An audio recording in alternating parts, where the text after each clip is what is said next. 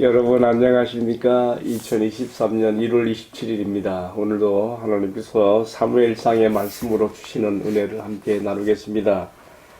사무엘상 3장 1절로 14절인데 제가 몇 구절을 봉독합니다. 1절 아이 사무엘이 엘리 앞에서 여호와를 섬길 때에는 여호와의 말씀이 희귀하여 이상이 흔히 보이지 않았더라. 9절 엘리가 사무엘에게 이르되 가서 누웠다가 그가 너를 부르시거든 네가 말하기를 여호와여 말씀하옵소서 주의 종이 듣겠나이다 하라 하니 이에 사무엘이 가서 자기 소소에 누우니라. 여호와께서 임하여 서서 전과같이 사무엘아 사무엘아 부르시는지라. 사무엘이 이르되 말씀하옵소서 주의 종이 듣겠나이다 하니 여호와께서 사무엘에게 이르시되 보라 내가 이스라엘 중에 한 일을 행하리니 그것을 듣는 자마다 두기가 울리리라. 내가 엘리의 집에 대하여 말한 것을 처음부터 끝까지 그날에 다 이루리라. 아멘. 방금 봉독한 말씀을 중심으로 하나님의 말씀을 잘 들으려면 이라는 제목으로 함께 은혜를 나누겠습니다. 아침에 일어나서 큐티에 들어가기 전에 잠시 유튜브를 열어보았는데 어떤 유명 목사님의 설교 제목이 나의 눈길을 끌었습니다. 그 제목은 참된 신자는 모두 주님의 음성을 듣는다 하는 제목인데요. 이 제목이 오늘의 말씀과 관련이 있기 때문에 제가 조금 들어보았습니다.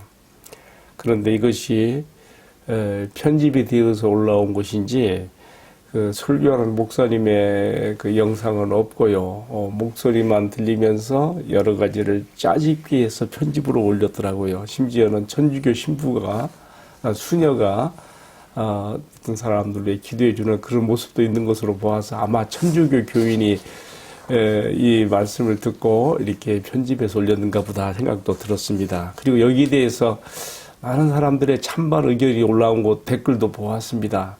참 신자는 하나님의 음성을 듣는다. 참 어찌 보면요 우리에게 많은 그 의문을 던져주는 내용입니다. 이 제목에서 느끼는 것처럼 그렇다면 하나님께서도 오늘 우리 시대에 여전히 직통계시를 주시는 것처럼 그렇게 오해를 불러일으키게 하거든요. 그래서 이런 직통계시를 들을 수 있어야지 참된 신자이고 그렇지 못한 사람은 신뢰하지 못하다 하는 그런 오해를 불러일으킬 수 있는 내용인 것이죠. 저는 오늘 이 영상을 조금 들여다보면서 또 제목을 보면서 그런 생각이 들었습니다. 따라서 하나님의 말씀을 전하거나 또는 큐티를 하고 말씀을 나누는 가운데 물론 하나님께서 주시는 분명한 심령의 은혜가 있지만은 그렇다 할지라도 하나님께서 나에게 말씀했다 하는 말을 그렇게 너무 쉽게 함부로 하는 것을 조심해야 되겠다 하는 생각을 들었습니다. 자칫하면 그렇게 말하는 당신은 참 신령한 사람이고 하나님의 음성을 듣지 못하는 사람은 신뢰하지 못한 사람은 그렇게 판단할 수 있는 잘못된 오해를 불러일으킬 수가 있거든요. 조심해야 됩니다. 물론 하나님의 구속 계시로서 성경이 완성되어 보편적인 직통 계시가 종결되어진 이후에도 성령의 역사 가운데 은사로서 나타날 수 있는 하나님의 말씀이 나타남도 나는 있다고 믿습니다. 그러나 이런 것들도 하나님께서 보편적으로 사용하시는 방법은 아닌 것이죠. 왜 이렇게 하면 이렇게 되면요 수다한 악한 마귀와 귀신들이 이런 그 말 속에 틈타고 사람들의 신앙을 혼란하게 할 수 있거든요. 비록 하나님께서 주신 성령의 은사로서 어떤 말씀이 나타남이 있다 할지라도 이런 것들도 전부 다 이미 주신 기록된 말씀 성경 안에 다 들어있는 것이며 우리의 신앙과 삶의 표준이 되는 성경의 조명을 받아서 판단해야 될 것을 우리가 깊이 명심해야 됩니다. 왜 그런가 하면요.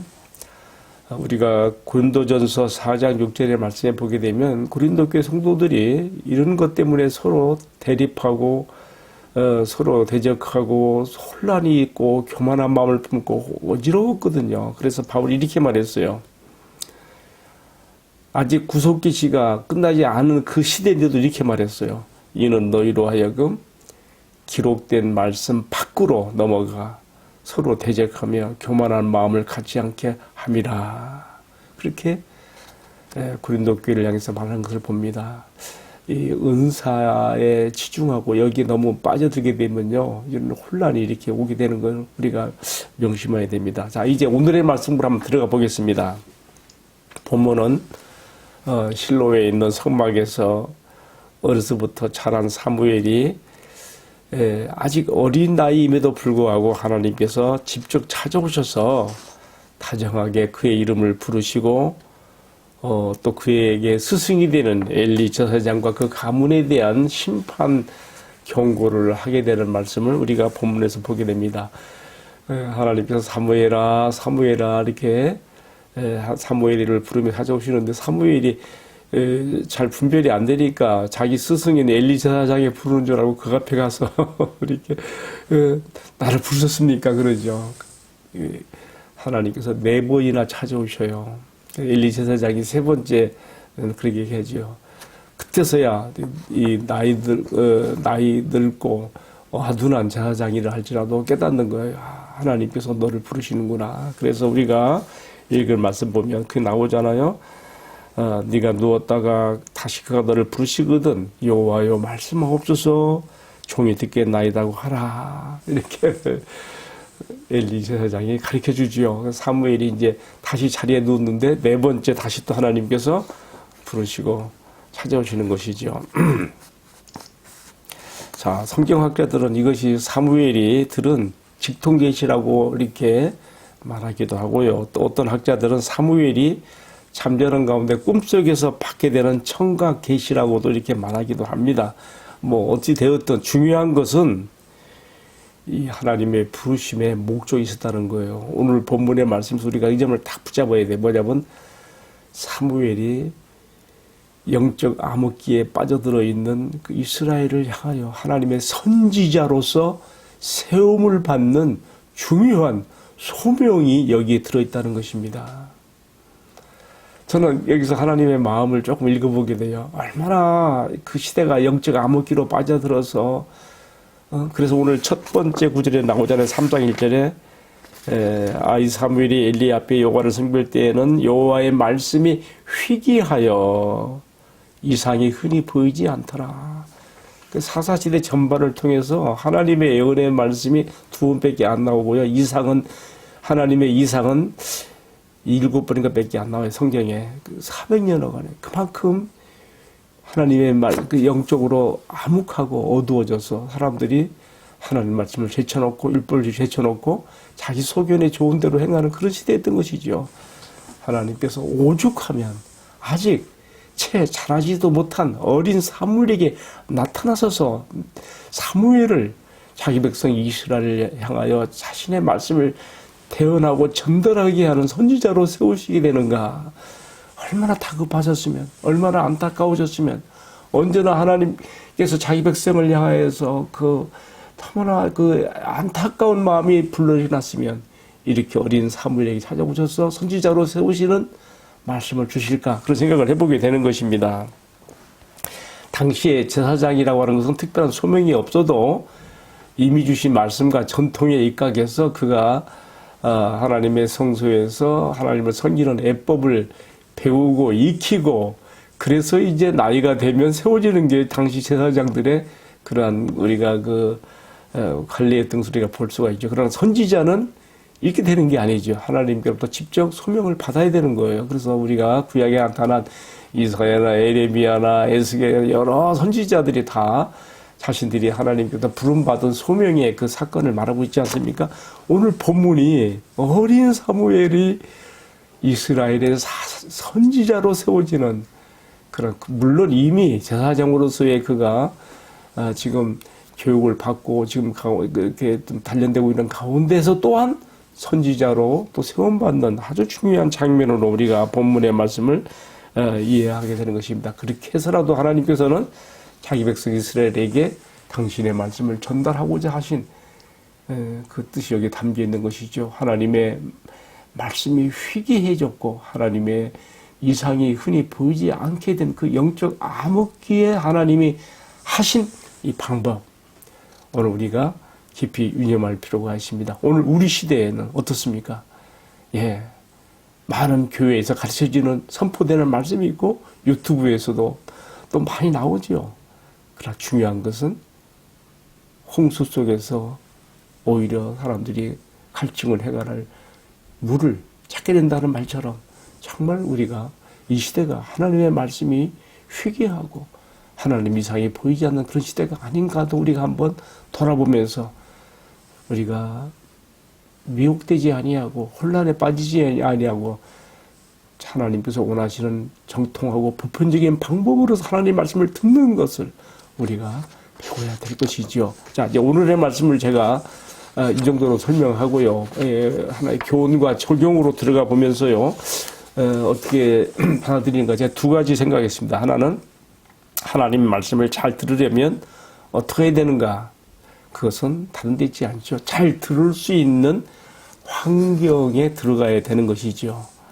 사무엘은 어려서부터 제사장 직무를 배워서 충실히 따르고 반복적으로 익히면서 자신이 선지자적 소명을 받는 그 밤도 그가 지금 어디에 잠자리에 들고 있습니까? 하나님의 등불이 타오르고 있고 하나님의 언약궤가 있는 그 성소 전 안에서 그가 잠을 자고 있는 거예요. 여러분, 그래서 우리가 무엇을 보여줍니까? 아직 그가 어리지만은 하나님의 말씀을 받을 수 있는 최적의 환경과 분위기 속에 영적 경건한 분위기 속에 그가 들어가 있다고 하는 것을 우리가 여기서 배울 수가 있는 것이죠. 우리 자신에게 적용해 보십시다. 나도 정말 하나님 말씀을 잘 들으려면 어떻게 해야 되겠습니까? 꺼지지 않는 등불과 여호와의 언약궤로 상징된 경건한 영적 분위기 가운데 내가 들어가야 되는 것입니다. 과연 내 마음의 지성소로서 내 영혼의 등불은 꺼지지 않고 계속 타오르고 있는지 살펴볼 것이며 여호와의 언약궤로 상징된 주님의 말씀을 가까이 하는 곳에 내 삶의 자리를 두고 있는지 한번 내 자신을 돌아볼 것입니다. 정말 아침에 일찍 일어나서 주의 말씀을 듣기 원한다면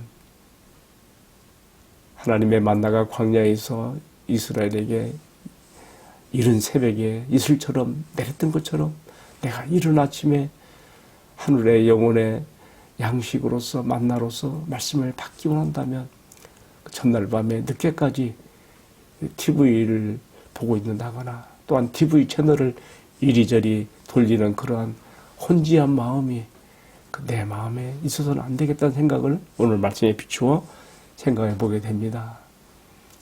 내 마음에 기도의 등불이 꺼지지 아니하며 하나님의 말씀을 가까이 하고자 하는 그 심령이 사무엘이 누워있는 그 성소 안에 그 모습에서 비추어 생각하는 것이죠. 자, 두 번째로 생각하는 교훈은요, 엘리 제사장을 통해서 받는 교훈입니다. 엘리 제사장은 자신의 노련한 제사장으로서의 경험을 가지고 사무엘에게 다시 너에게 하나님의 부르심이 들리거든 이렇게 하라고 그렇게 가르쳐주고 있는데요. 그러나 그는 이미 앞선 2장에서 하나님의 사람, 무명의 선지자로부터 그의 잘못을 지적받으며 심판 경고를 받았음에도 불구하고 전혀 변화가 없었다고 하는 것을 우리가 3장에 들어와서 보게 되는 거예요. 왜 그렇습니까?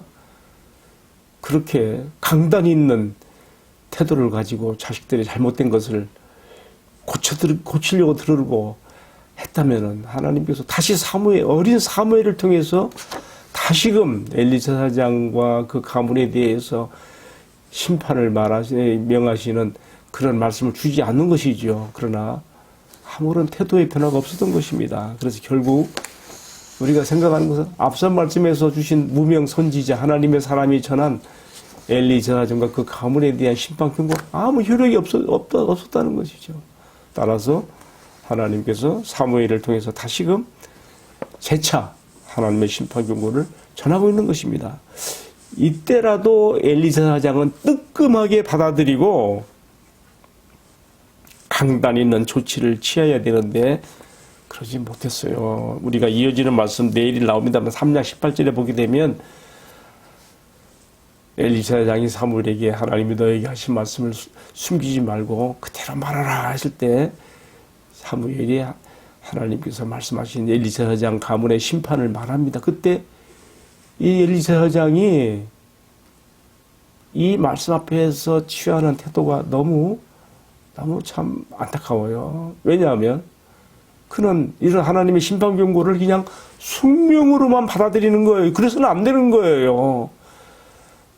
무한 자비하신 하나님의 품에서는 우리가 어떤 흉한 죄인이라도 어떤 흉악한 죄일지라도 하나님 앞에 겸비하여서 가슴을 파고드는 어린아이처럼 하나님의 자비에 매달리면, 그리고 그 하나님 앞에 매달리고 회개한 대로 그렇게 변화가 나타나면 하나님께서 돌이키시고 은혜를 베풀어 주시고 바로 세워주시는 것이 성경의 하나님의 뜻이고 원리라는 것을 우리가 알고 있지 않습니까?